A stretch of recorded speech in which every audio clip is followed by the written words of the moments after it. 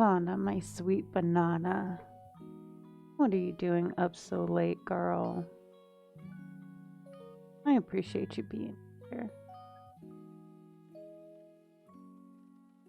Good evening, everyone, or good morning, if that's where you happen to be. Welcome, ladies and babies and gentle beans. It's lovely to see you. Ah, I see, Ivana. I understand. Well, I'm so glad you're here. It's so good to see you. Yay, I'm so glad you like that. I'm happy to have you here.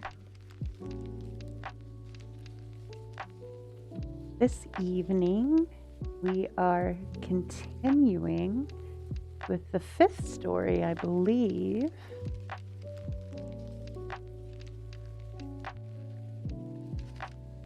The Miraculous Pitcher.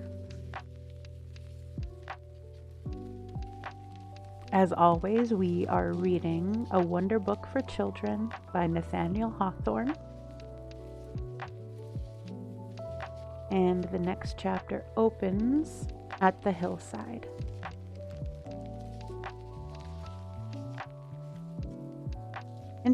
Introductory to The Miraculous Pitcher. And when and where do you think we find the children next? No longer in the winter time, but in the merry month of May. No longer in Tanglewood Playroom or at Tanglewood Fireside, but more than halfway up a monstrous hill, or a mountain, as perhaps it would be better pleased to have us call it. They had set out from home with the mighty purpose of climbing this high hill, even to the very tippy top of its bald head. To be sure, it was not quite so high as Chimborazo or Mont Blanc, and was even a good deal lower than Old Greylock. But at any rate, it was higher than 1,000 anthillocks, or 1,000,000 of molehills, and when measured by the short strides of little children, might be reckoned a very respectable mountain. And was Cousin Eustace with the party? Of that you may be certain, else how could the book go on a step further? He was now in the middle of spring vacation, and looked pretty much as we saw him 4 or 5 months ago, except that if you gazed quite closely at his upper lip, you would discern the funniest little bit of a mustache upon it. Setting aside this mark of his mature manhood, you might have considered Cousin Eustace just as much a boy as when you first became acquainted with him. He was as merry, as playful, as good-humored, and as light of foot and of spirits, and equally a favorite of the little folks as he had always been. This expedition up the mountain was entirely of his contrivance. All the way up the steep ascent, he had encouraged the elder children with his cheerful voice, and when Dandelion, Cowslip, and Squash Blossom grew weary, he had lugged them along alternately on his back. In this manner they had passed through the orchards and pastures on the lower part of the hill, and had reached into the wood which extends thence toward the bare summit. The month of May thus far had been more amiable than it often is, and this was as sweet and genial day as the heart of a man or child could wish. In their progress up the hill, the small people had found enough of violets, blue and white, and some that were as golden as if they had the touch of Midas on them. The sociablest of flowers, the little Hustiana, was very abundant. It is a flower that never lives alone, but which loves its own kind, and is always fond of dwelling with a great many friends and relatives around it. Sometimes you see a family of them covering a space no bigger than the palm of your hand, and sometimes a large community whitening a whole tract of pasture, all keeping one another in cheerful heart and life. Within the verge of the wood there were columbines, looking more pale than red because they were so modest, and had thought proper to schedule themselves too anxiously from the sun.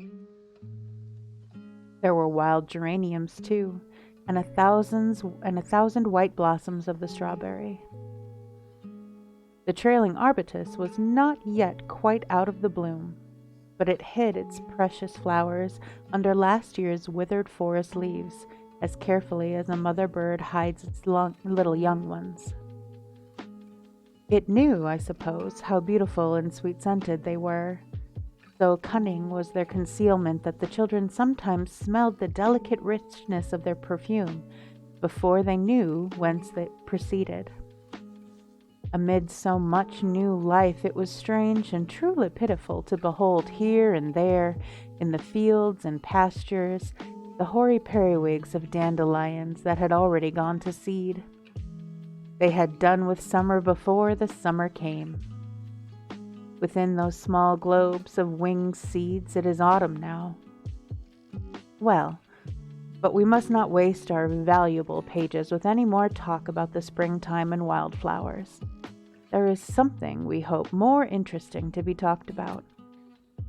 If you look at the group of children, you may see them all gathered around Eustace Bright, who, sitting on the stump of a tree, seems to be just beginning a story. The fact is, the younger part of the troop have found out that it takes rather too many of their short strides to measure the long ascent of the hill.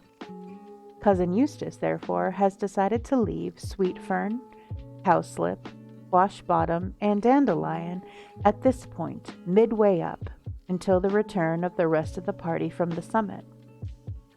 And because they complain a little and do not quite like to stay behind, he gives them some apples out of his pocket and proposes to tell them a very pretty story. Hereupon they brighten up and change their grieved looks into the broadest of kind smiles.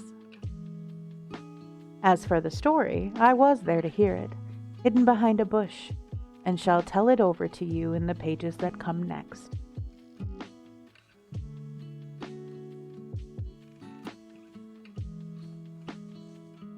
The Miraculous Pitcher. One evening, in times long old to Philemon and his old wife Bausius, sat at their cottage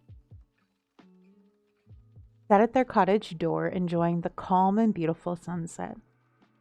They had already eaten their frugal supper and intended now to spend a quiet hour or two before bedtime. So they talked about their garden and the cow and their bees and their grapevine, which clambered over the cottage wall, and on which the grapes were beginning to turn purple.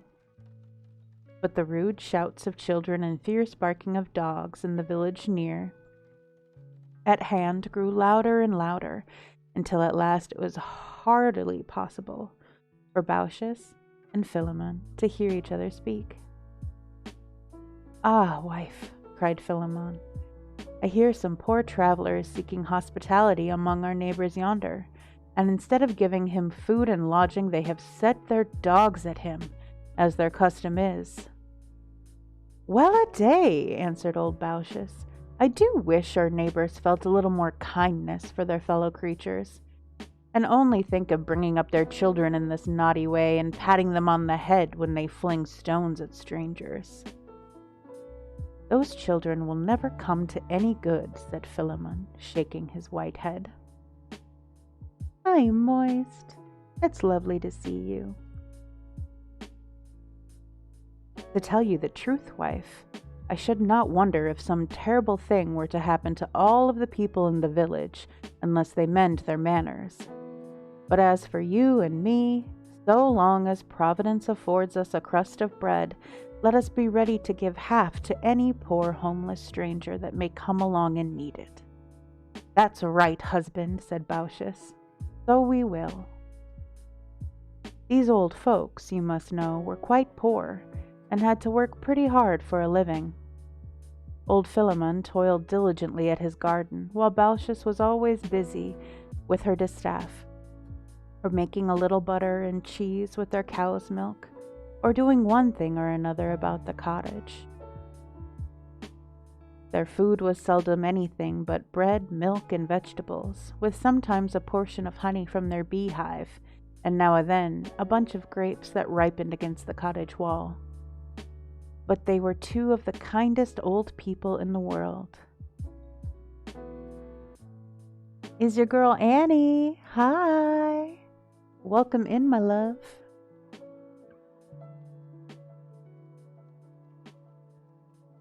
And would cheerfully have gone without their dinners any day, rather than refuse a slice of their brown loaf, a cup of new milk, and a spoonful of honey to a weary traveler who might pause at their door.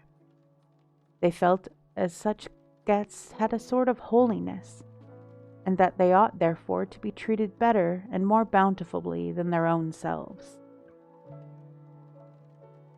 Their cottage stood on a rising ground at some short distance from the village, which lay in a hollow valley and was about 1/2 a mile in breadth. This valley, in past ages, when the world was new, had probably been the bed of a lake, where fishes had glided to and fro in the depths, water weeds had grown along the margin, and trees and hills had seen their reflected images in the broad, peaceful mirror.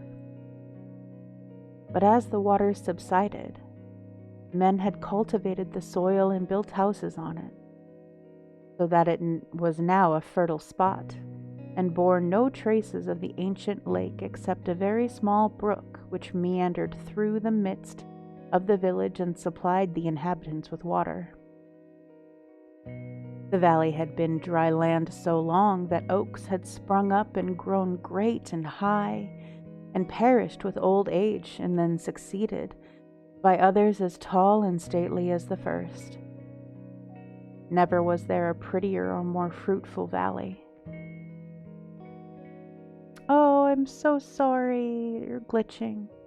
Thank you for stopping by. I appreciate you.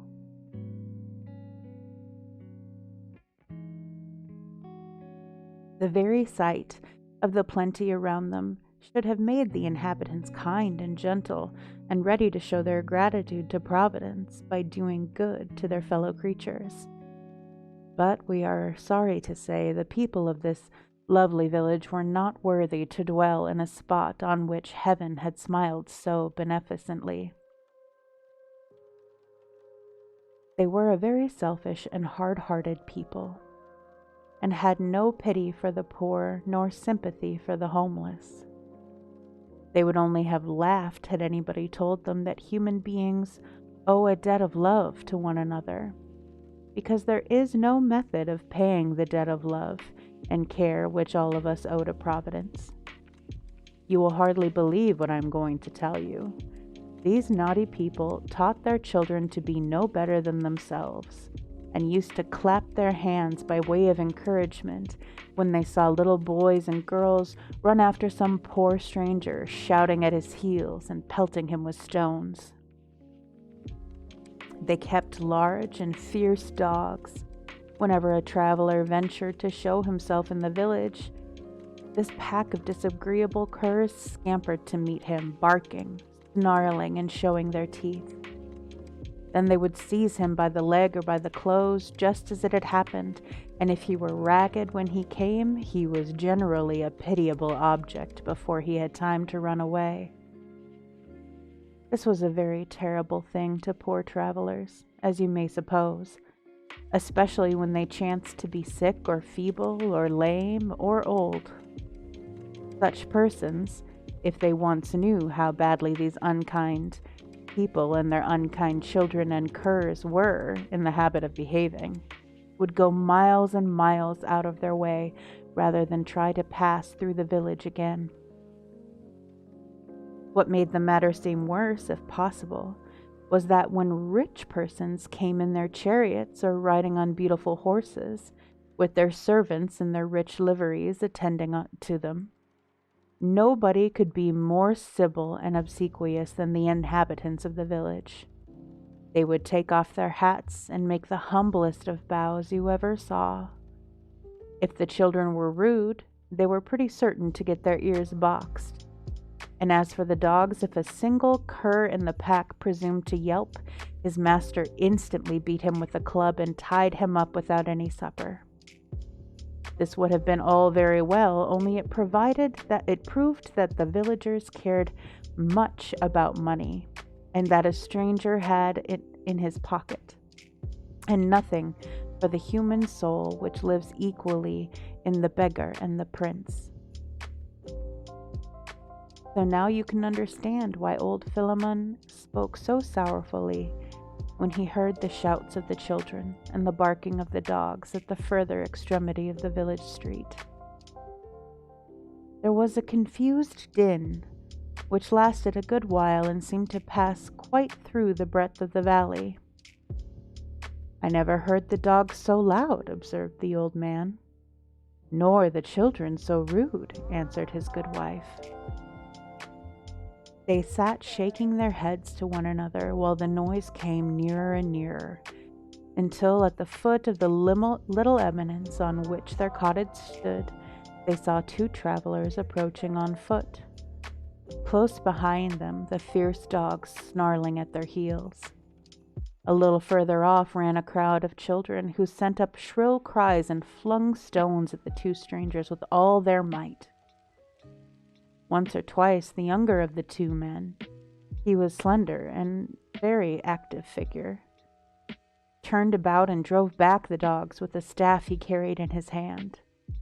His companion, who was a very tall person, walked calmly along, as if disdaining to notice either the naughty children or the pack of curs whose manners the children seemed to imitate.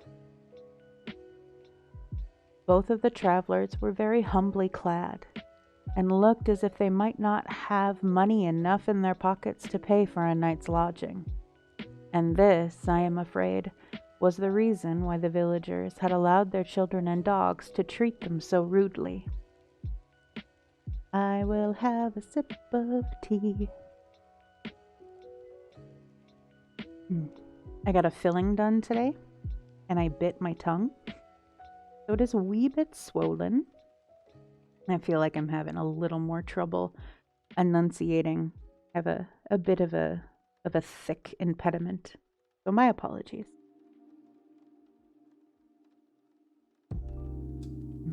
Gotta love the tea though. "Come, wife," said Philemon to Baucis. "Let us go and meet these poor people. No doubt they feel almost too heavy-hearted to climb the hill." "Go you and meet them," answered Baucis, "while I make haste within doors and see whether we can get them anything for supper. A comfortable bowl of bread and milk would do wonders towards raising their spirits." Accordingly, she hastened into the cottage. Philemon, on his part, went forward and extended his hand with so hospitable an aspect that there was no need of saying, what nevertheless he did say in the heartiest tone imaginable: "Welcome, strangers, welcome." "Thank you," replied the younger of the two, in a lively kind of way, notwithstanding his weariness and trouble. "This is quite another greeting than we have had met yonder in the village. Pray, why do you live in such a bad neighborhood?" "Ah," observed old Philemon, with a quiet, benign smile, "Providence put me here, I hope, among other reasons, in order that I may make what amends I can for the inhospitality of our neighbors." "Well said, old father," cried the traveler, laughing. "And if the truth must be told, my companion and myself need some amends. Those children, the little rascals, have bespattered us finely with their mud balls, and one of the curs has torn my cloak, which was ragged enough already. But I took him across the muzzle with my staff, and I think you may have heard him yelp, even thus far off."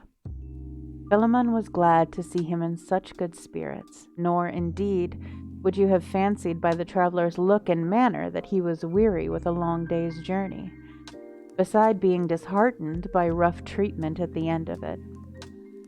He was dressed in rather an odd way, with a sort of cap on his head, the brim of which stuck out over both ears. Though it was a summer evening, he wore a cloak, which he kept wrapped closely around him, perhaps because his undergarments were shabby. Philemon perceived, too, that he had on a singular pair of shoes. But as it was not growing dusk, and as the old man's eyesight was none the sharpest, he could not precisely tell in what the strangeness consisted. One thing certainly seemed queer. The traveler was so wonderfully light and active that appeared as if his feet sometimes rose from the ground of their own accord, or could only be kept down by an effort. "I used to be light-footed in my youth," said Philemon to the traveler, "but I always found my feet grow heavier towards nightfall."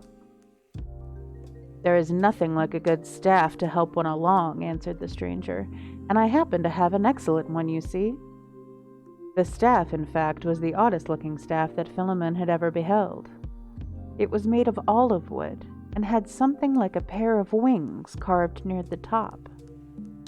Two snakes carved in the wood were represented as twining themselves about the staff, and were so very skillfully executed that Philemon, whose eyes, were getting rather dim, almost thought them alive, and that he could see them wriggling and twisting.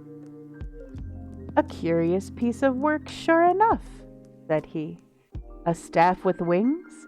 It would be an excellent kind of stick for a little boy to ride astride of." By this time Philemon and his two guests had reached the cottage door. "Friends," said the old man, "sit down and rest yourselves here on this bench. My good wife Baucis has gone to see what you can have for supper.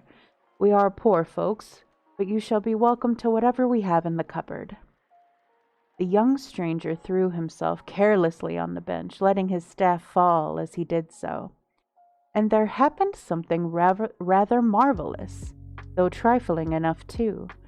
The staff seemed to get up from the ground of its own accord, and spreading its little pair of wings, it half hopped, half flew, and leaned itself against the cottage wall. There it stood quite still, except that the snakes continued to wriggle. But, in my private opinion, old Philemon's eyes had been playing tricks on him again. Before he could ask any questions, the elder stranger drew his attention from the wonderful staff by speaking to him. "Was there not," asked the stranger in a remarkably deep tone of voice, "a lake in very ancient times covering the spot where now stands yonder village?" "Not in my day, friend," answered Philemon, "and yet I am an old man, as you see. There were always the fields and meadows just as they are now, and the old trees and the little stream murmuring through the midst of the valley. My father nor his father before him ever saw it otherwise, so far as I know, and doubtless it will still be the same when old Philemon shall be gone and forgotten." "That is more than can be safely foretold," observed the stranger. And there was something very stern in his deep voice. He shook his head too, so that his dark, heavy curls were shaken by the movement. "Since the inhabitants of yonder village have forgot the affections and sympathies of their nature, it were better that the lake should be rippling over their dwellings again." The traveler looked so stern that Philemon was really almost frightened. The more so, that at his frown the twilight seemed to suddenly grow darker, and that when he shook his head there was a loud roll of thunder in his hair. But in a moment afterwards, the stranger's face became so kindly and mild that the old man quite forgot his terror. Nevertheless, he could not help feeling that this elder traveler must be no ordinary personage, although he happened to now be attired so humbly, and to be journeying on foot. Not that Philemon fancied him a prince in disguise, or any character of that sort, but rather some exceedingly wise man who went about the world in this poor garb, despising wealth and all worldly objects, and seeking everywhere to add might to his wisdom. This idea appeared the more probable because when Philemon raised his eyes to the stranger's face, he seemed to see more thought in there than one look could have studied out in a lifetime. While Baucis was getting the supper, the travelers both began to talk very sociably with Philemon. The younger, indeed, was extremely loquacious, and made such a shrewd and witty remarks so that the old man continually burst out a-laughing, and pronounced him the merriest fellow that he had ever seen for many a day. "Pray, my young friend," he said as they grew familiar together, "what may I call your name?" "Why, I am very nimble, as you see," answered the traveler, "so if you call me Quicksilver, the name will fit tolerably well." "Quicksilver, Quicksilver," repeated Philemon, looking in the traveler's face to see if he were making fun of him. "It is a very odd name. And your companion here? Has he as strange a one?" "You must ask the thunder to tell you," replied Quicksilver, putting on a mysterious look. "No other voice is loud enough." "Waiting for the page to load, let us drink some tea."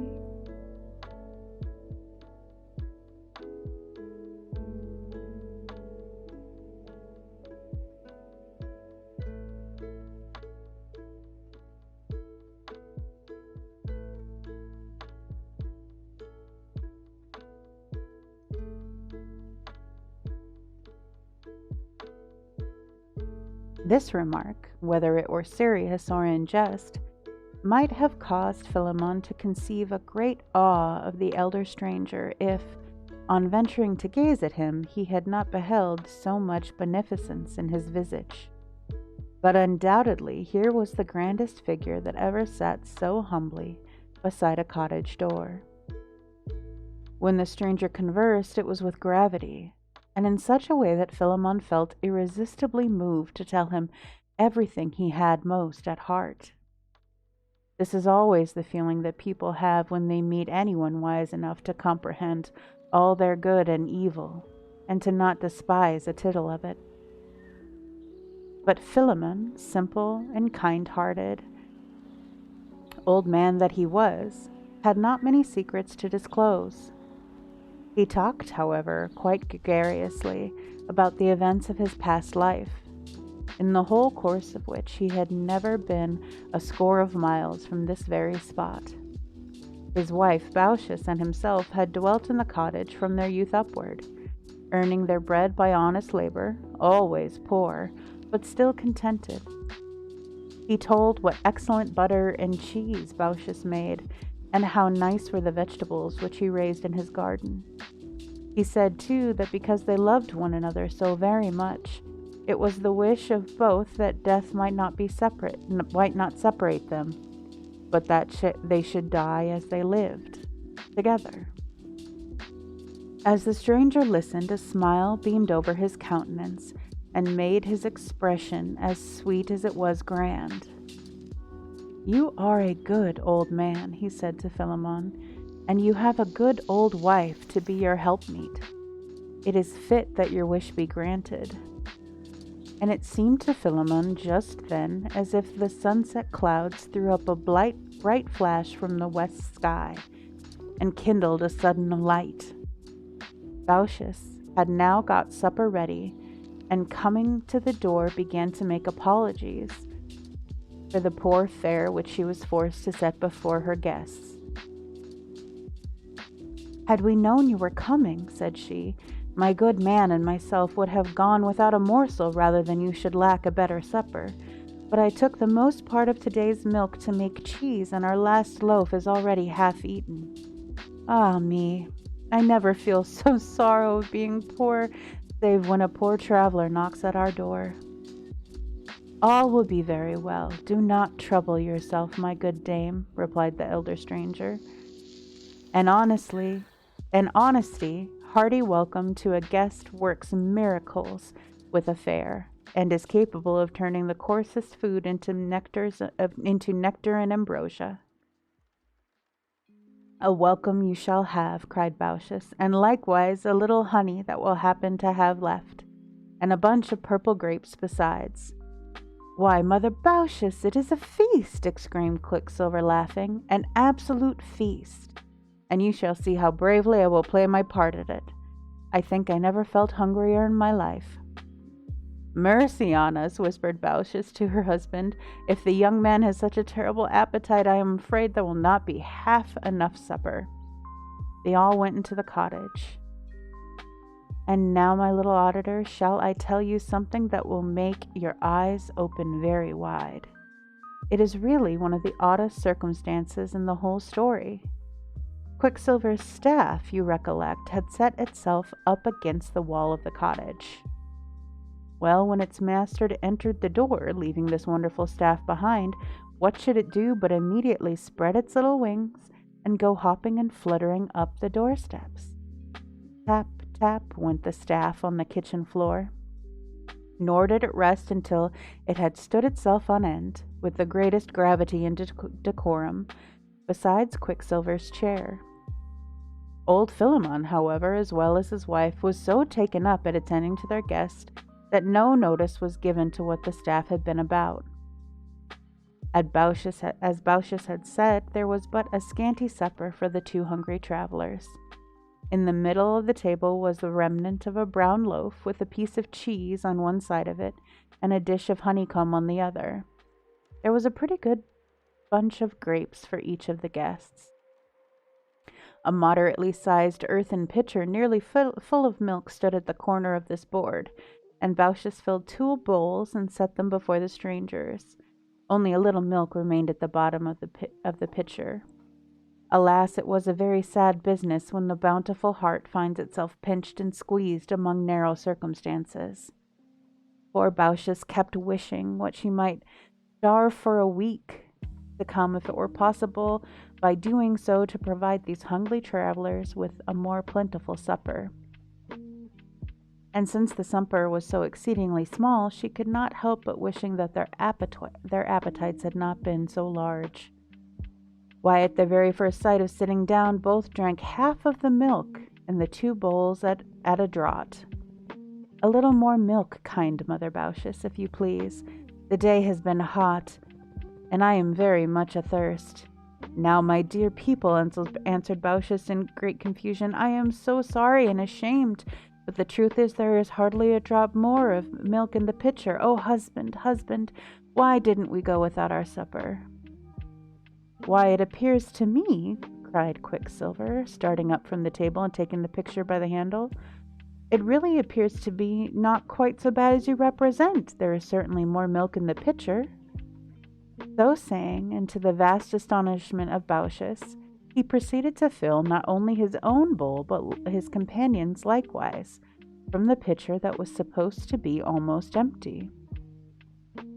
The good woman could scarcely believe her eyes. She had certainly poured out nearly all the milk, and had peeped in it afterwards, seen the bottom of the pitcher as she set it upon the table. But I am old, thought Baucis to herself, and apt to be forgetful. I suppose I must have made a mistake. At all events, the pitcher cannot help being empty now, after filling the bowls twice over. What excellent milk, observed Quicksilver, after quaffing the contents of his second bowl. Excuse me, my kind hostess, but I must really ask you for a little more. Now Baucis had seen as plainly as she could see anything that Quicksilver had turned the pitcher upside down, and consequently had poured out every drop of milk in filling the last bowl. Of course there could not possibly be any left. However, in order to let him know precisely how the case was, she lifted the pitcher and made a gesture as if pouring milk into Quicksilver's bowl, but without the remotest idea that any milk would stream forth. What was her surprise, therefore, when such an abundant cascade fell bubbling into the bowl that it was immediately filled to the brim and overflowed upon the table. The 2 snakes that were twisted around Quicksilver's staff, but neither Baucis nor Philemon happened to observe this circumstance, stretched out their heads and began to lap up the spilled milk. Then what a delicious fragrance the milk had! It seemed as if Philemon's only cow must have pastured that day at the richest herbage that could be found anywhere in the world. I only wish that each of you may be loved little souls could have a bowl of such nice milk at supper time.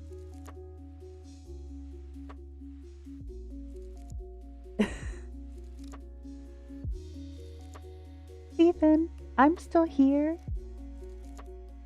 I'm streaming.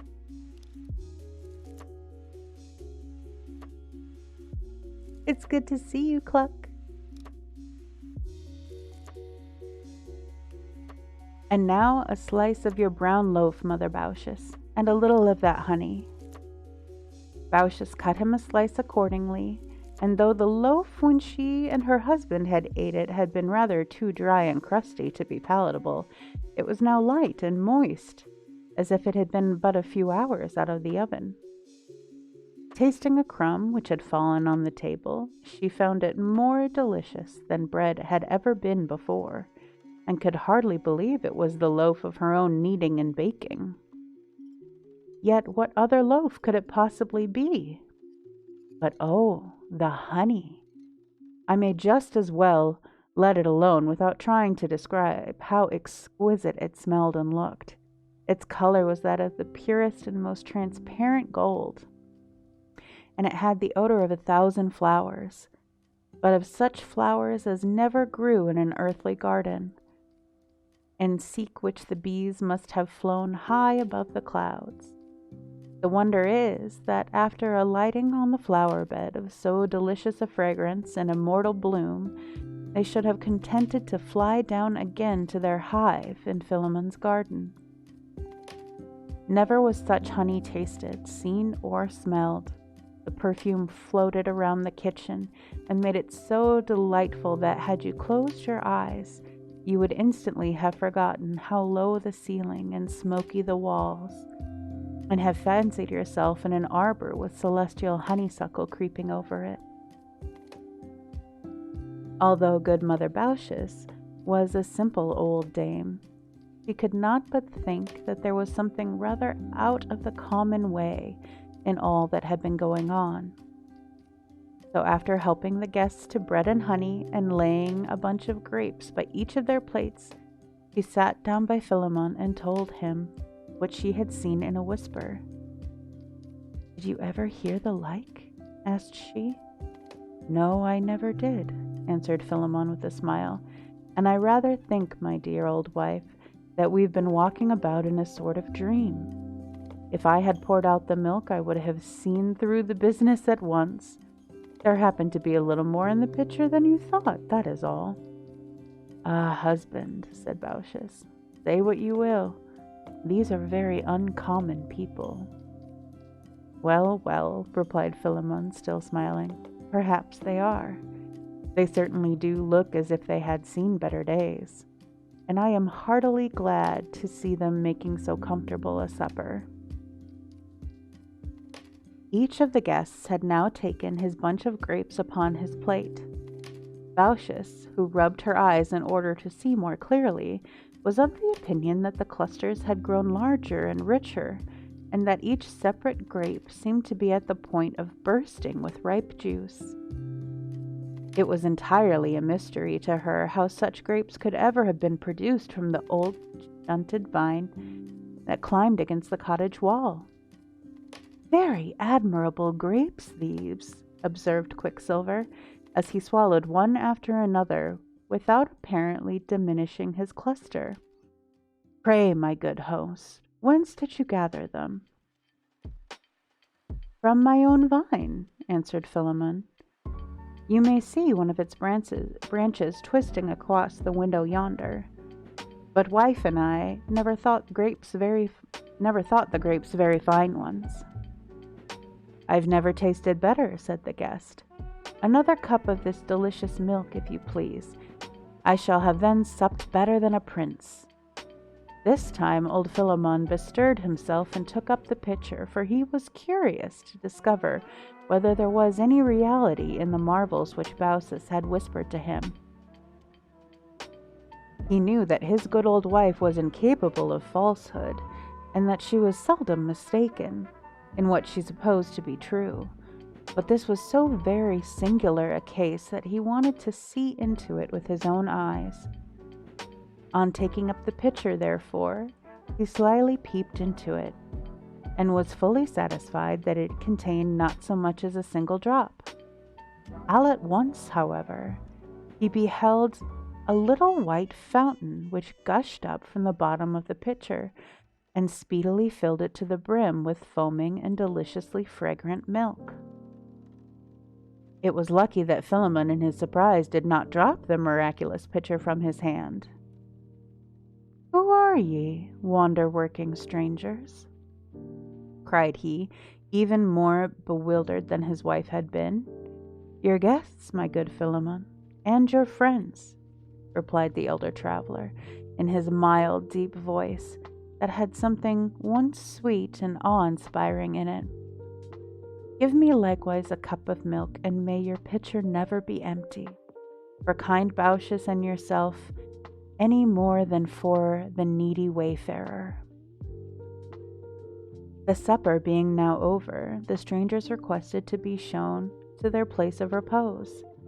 The old people would gladly have talked with them a little longer, and have expressed the wonder which they felt, and their delight at finding the poor and meager supper prove so much better and abundant than they had hoped.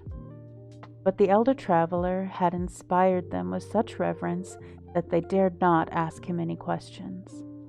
And when Philemon drew Quicksilver aside and inquired how under the sun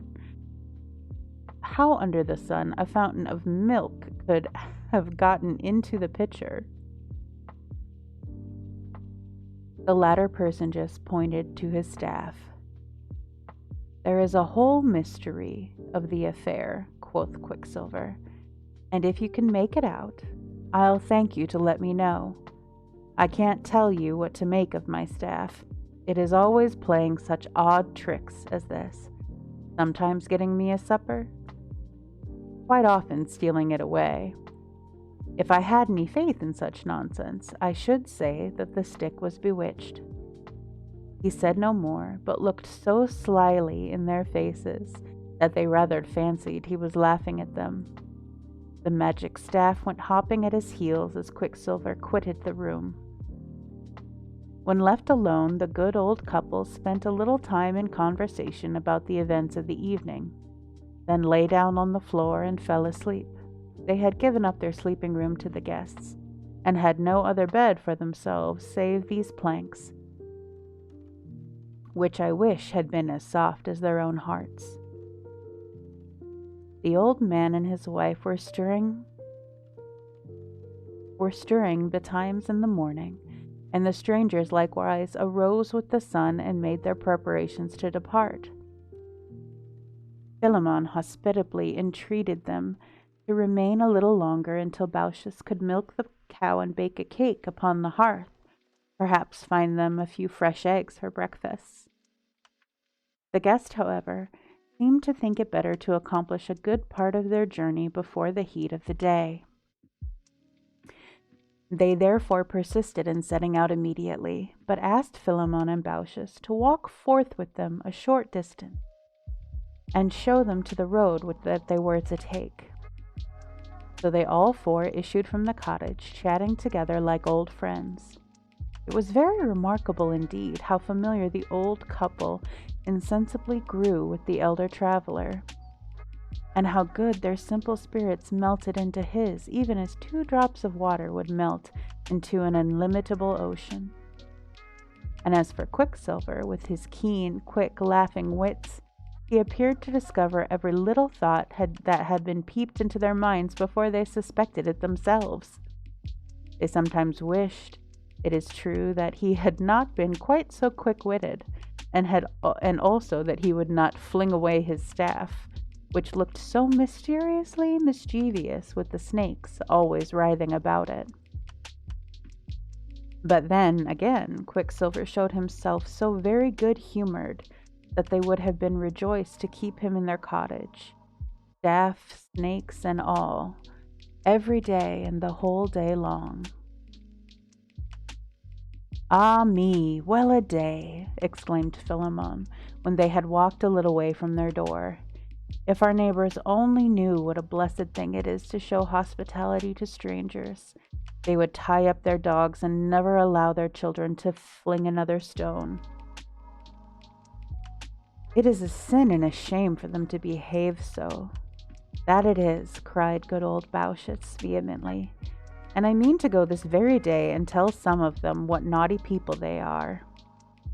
"I fear," remarked Quicksilver, slyly smiling, "that you will find none of them at home." The elder traveler's brow just assumed such a grave, stern, and awful grandeur, yet serene withal, that neither Bauschitz nor Philemon dared to speak a word. They gazed reverently into his face, as if they had been gazing into the sky. "When men do not feel toward the humblest stranger as if he were a brother," said the traveler, in tones so deep they sounded like those of an organ, "they are unworthy to exist on earth, which was created as an abode of the great human brotherhood." And by, my dear old people," cried Quicksilver, with the liveliest look of fun and mischief in his eyes, "where is this same village that you talk about? On which side of us does it lie? Methinks I do not see it hereabout." Philemon and his wife turned toward the valley where at sunset only the day before they had seen numerous meadows, the houses, the gardens, the clumps of trees, and wide green-margined street with children playing, all of the tokens of business, enjoyment, and prosperity. But what was their astonishment? There was no longer any appearance of a village. Even the fertile vale in the hollow which lay had ceased to have existence. In its stead they beheld a broad blue surface of the lake, which filled the great basin of the valley from brim to brim, and reflected the surrounding hills in its bosom with as tranquil an image as it had been there ever since the creation of the world. For an instant the lake remained perfectly smooth. Then a little breeze sprang up which caused the water to dance, glitter, and sparkle in the early sunbeams, and to dash with pleasant rippling murmur against the hither shore. The lake seemed so strangely familiar that the old couple were greatly perplexed, and felt as if they could only have been dreaming about the village that had lain there.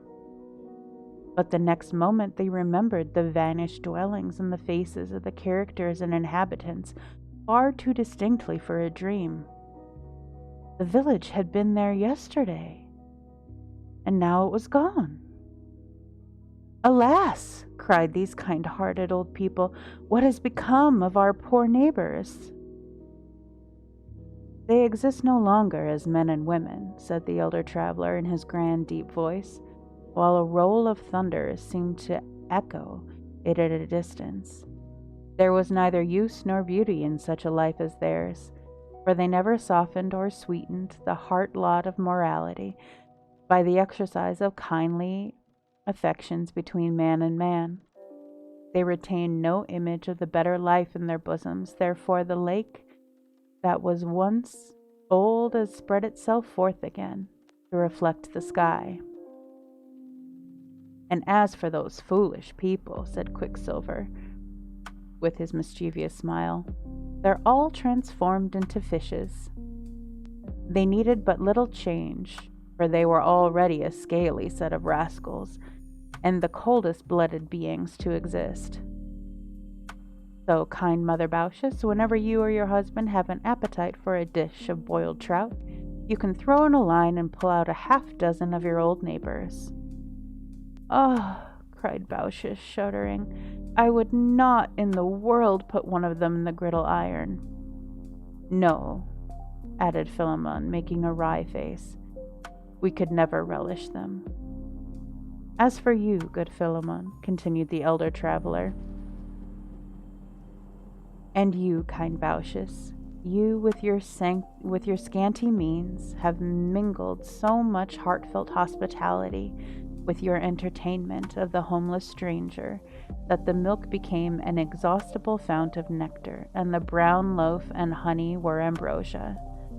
Thus the divinities have feasted at your board off the same viands that supply their banquets on Olympus. You have done well, my dear old friends. Therefore, request whatever favor you have most at heart, and it is granted.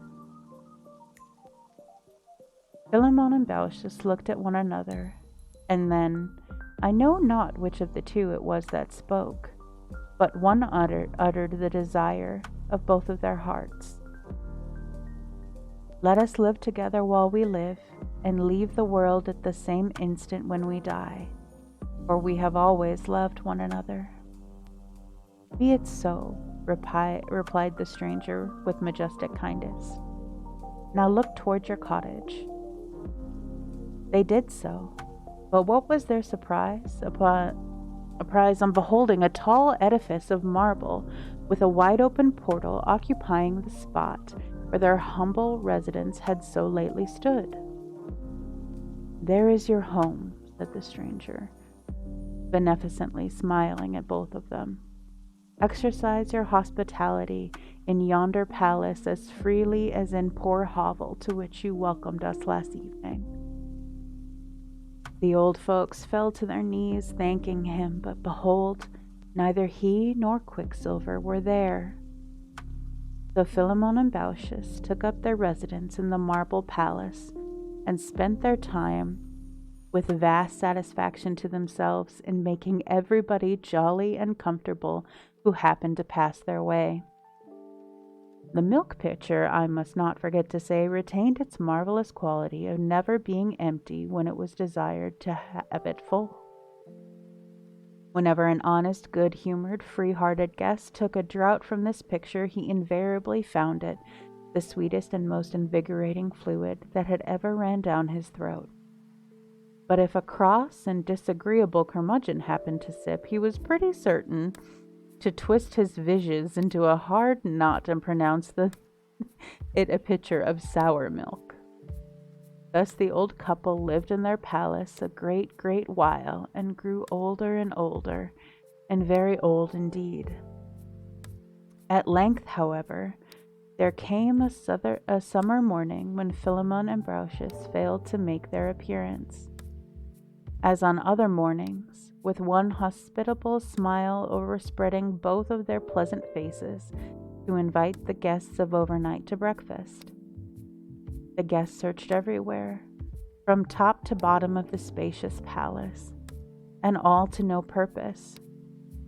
But after a great deal of perplexity, they espied in front of the portal 2 venerable trees, which nobody could remember to have seen there the day before. Yet there they stood, with their roots fashioned deep into the soil, and a huge breadth of foliage overshadowing the whole front of the edifice. One was an oak, and the other a linden tree. Their boughs, it was strange and beautiful to see, were intertwined together and embraced one another, so that the trees seemed to live in each other's tree's bosom, much more than in its own.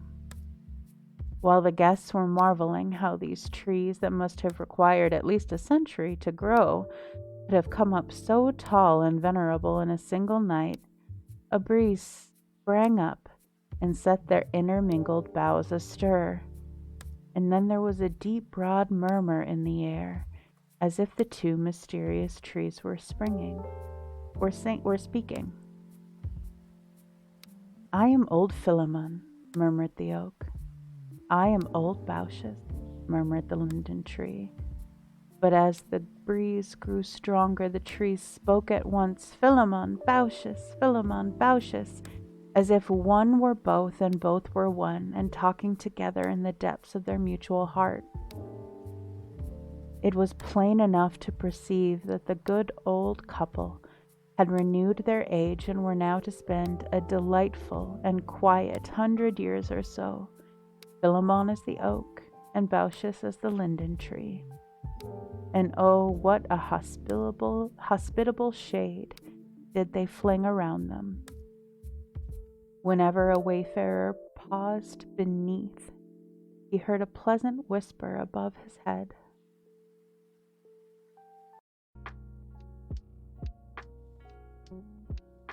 And wondered how the sound should so much resemble words such as these. Welcome, welcome, dear traveler, welcome. And some kind soul that knew what would have pleased old Baucis and old Philemon best built a circular seat around both of their trunks, where for a great while afterward the weary and the hungry and the thirsty used to repose themselves and quaff milk abundantly out of the miraculous pitcher. I wish for all our sakes that we had the pitcher here now.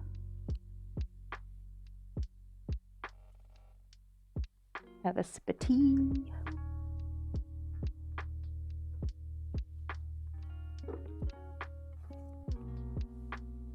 The hillside, after the story. How much did the pitcher hold? Asked Sweet Fern.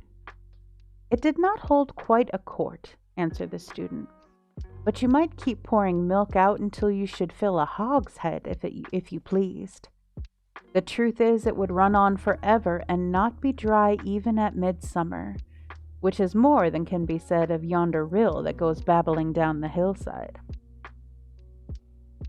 And what has become of the pitcher now? Inquired the little boy. It was broken, I'm sorry to say, 25,000 years ago, replied Cousin Eustace. The people mended it as well as they could, but though it would hold milk pretty well, it was never afterward known to fill itself of its own accord. So you see, it was no better than any other cracked earthen pitcher. What a pity! Cried all the children at once. The respectable dog Ben had accompanied the party, as did likewise a half-grown Newfoundland puppy who went by the name of Bruin, because he was just as black as a bear. Ben, being elderly and of very circumspect habits, was respectfully requested by Cousin Eustace to stay behind with the 4 little children in order to keep them out of mischief. As for Black Bruin, who was himself nothing but a child, the student thought it best to take him along, lest in his rude play with the other children he should trip them up or send them rolling or tumbling down the hill. Advising Cowslip, Sweet Fern, Dandelion, and Squash Blossom to sit pretty still in the spot where he left them, the student, with Primrose and the elder children, began to ascend, were soon out of sight among the trees.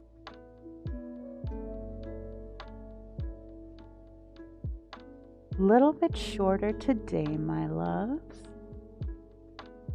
But thank you so much for joining me. I very much appreciate you. I hope you liked the story.